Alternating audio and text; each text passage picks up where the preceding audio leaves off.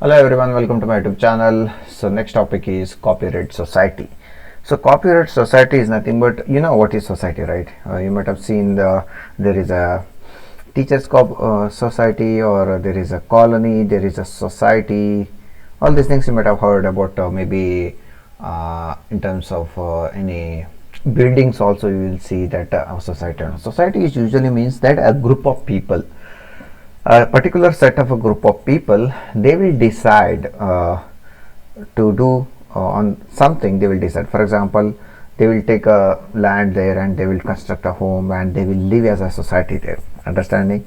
So that is one of the examples. Similarly, when you speak about the copyright society, it is related to the copyright. How it is related to the copyright?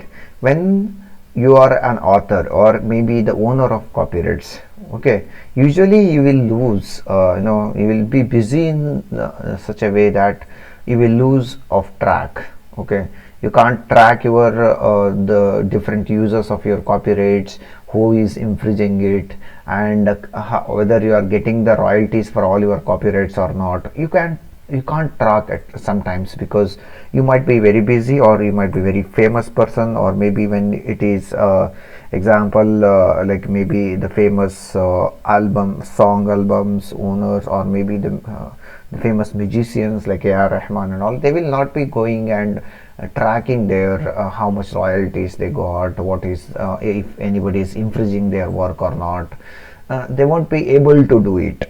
Okay, so whenever the author or the owners of the copyrights are unable or lose track of all the uses of their work, maybe collection of the royalties, infringement issues, all these things, then you can call it as a, then they can go for the copyright society. So to overcome these hurdles, copyright societies have been cropped up. That means they have started forming. So a minimum group of 7 members also, they can start a copyright society under registered administration society. So as per section 33 of the Copyright Act 1957, the copyright, or you can say a copyright society, can be registered, is registered collective administration society that will be formed by the authors or the owners of the copyrights. For example, society, that can do a lot of functions. First thing is what? Keep track of all the rights and infringement related to their clients. You are going to keep up what who is copying your work, or who is how much royalties you get, whether you are getting it or not. All those things related to your clients. For example, imagine A.R. Rahman, he will have a specific copyright society. So these are the people who will look after all these functions, so that they will look after if any the royalties has to come, whether they have come or not, and if any infringements are happened or not. If it is happened, then they will only do all the necessary tasks. So only the owner has to just look into the documents and sign. So issue license, the second function is what? To issue license in respect of their rights administered by the society. If any licensing has to be done, that also they will do. Then they will also collect the fees. So collect fees in pursuance of such licenses. Okay, he can license his song to a particular movie. For that, from the movie, again, whatever the amount is coming, that here they have to collect. Again, the society does that. So it usually acts as an assistant to the authors or the owners. So next, not only just a collection of the fees, but also the fourth function is distribute such fees among the owners. If the owners, the producers, or 5 producers are there, it will distribute to the 5 members of the copyrights after making deductions for the administrative expenses. That means, since it is an administrative society, it will reduce some amount and then it will give.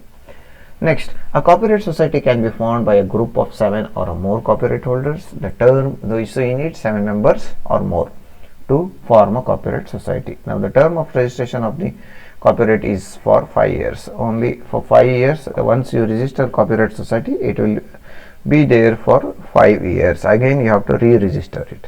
Now the registered copyright societies in India are, what they will do, they here appeal against the orders of the registrar of copyrights.